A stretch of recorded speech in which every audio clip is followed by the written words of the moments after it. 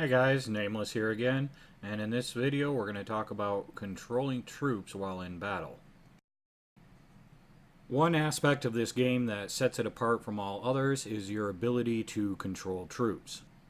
In every other MMO that I've played, I've never had the ability to control troops the way you can in this game. You can control the automatic aspects of your troops in the muster field. You have the ability to set offense and defense separately. Even in automatic mode, you have the ability to set what your troops will target, whether they will advance, defend, or retreat. Priority target determines what this troop type will target if there are multiple targets within its range. Having this box checked means that you will command your troops during fights with non-player cities, whereas having it unchecked means it will fight automatically based on the settings that you have set here. You also have a checkbox here supposedly allowing you to command or not command player city attacks, but it doesn't seem to function, at least it hasn't for me in the past, so I've always had to control troops during player city attacks. Notice also that offensive tactics are applied to all cities, so it doesn't matter what city you're in when you assign those, it will affect all cities. Where defensive is for the city that you are currently residing in only, which means that you will have to go through all of your cities and set your defensive tactics if you want them anything other than default. While you're here, also notice how many different things that you have control of and all the different types of control that you have. I go into more detail on what the best practices are for tactic settings in another video called Tactics. So now that we've taken a brief look at the automatic settings, let's see how the different settings will apply in a real battle situation. As I have in the past, I'm going to use a wildland for my example here. I have my wildland tactics set to everybody is going to defend except for my archers, which will take a step backwards. That way if anybody does get all the way across, I at least can keep my archers protected for as long as possible. For this first example, I'm going to have it set to automatic by unchecking the box so that I don't command in the wildland. For this example, I'm going to use a level 7 wildland, which I have scouted, and I'm going to send a particular number of troops for illustrative purposes. So I'm going to go ahead and send out one blocker of auxiliary, pikemen, and legionary. I'm going to send 50 archers, and then I'm going to send 100 light cavalry. Again, this is for illustrative purposes. Obviously, if I really wanted to take the wildland, it would be very easy for me to do so. I'm going to speed up the march just so we don't have to sit here and wait for the thing to march all of the way over there. And what you're going to notice is the troops will go into the wildland and turn around and come right back out again, and we're going to get a report. You're not going to actually see any fighting just because that is what happens with the automatic setting.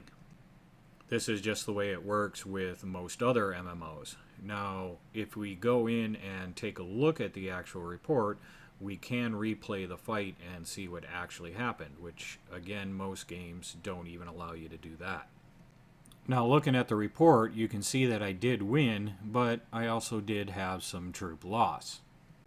So let's go in and watch the actual battle and see exactly what happened.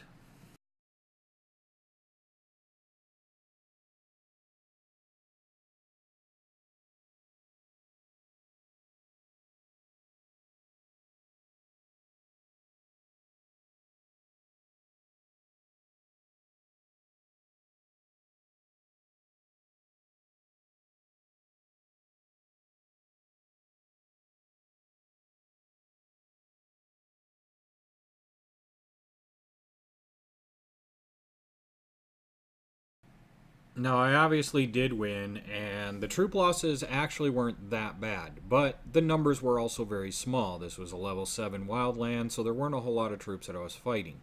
if I was fighting a higher level wildland, or if I was fighting another player that had a lot more troops, the loss could have been a lot higher. Now obviously I could mess around with the settings as to which troops advance, which ones stay, whatever, but for the purpose of this illustration, I want to go through this again, only I want to actually control the troops, and I want to use the exact same number of troops, and let's see what kind of a difference control can make. So here is another level 7 wildland that I attacked, and notice this time I didn't lose anything but blockers.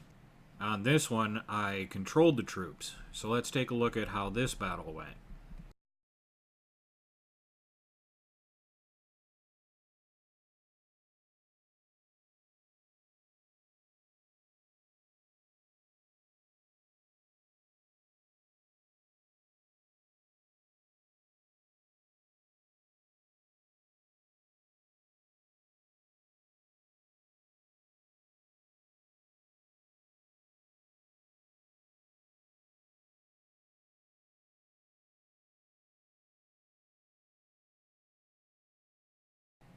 So you can see that it makes a big difference on controlling troops versus not, and this is just on a very small scale. Imagine if you were fighting another player or fighting on a much larger scale with a lot more troops. So my purpose with this video is just to show you that this game is far superior in the aspect of controlling troops. Makes it a lot more fun, a lot more challenging, rather than just who can spend more and buy more troops and who can get the biggest level troops. This game actually requires some skill when it comes to fighting. This is a big part of what allows people that don't spend money to compete with those who do, which makes this game much superior over other MMO games that I've played. There is obviously a lot of skill involved with what troops to move when and what direction and how exactly to control that. Every battle is different. Every opponent is different when you're playing against other players. So there's a lot of factors involved in this that require a lot more skill, also a lot more learning curve and patience than any other MMO game that I have ever played. It is virtually impossible for me to tell you how to control your troops in each different type of battle. I do have some techniques in other videos that I do teach, and by watching all of my videos you will pick up on some of the different nuances of controlling those troops. What I have learned over time is that experience is the best teacher when it comes to how to fight. I hope you found this video helpful, and as always, if you have any questions, send me a message and I'll do the best I can to help you out.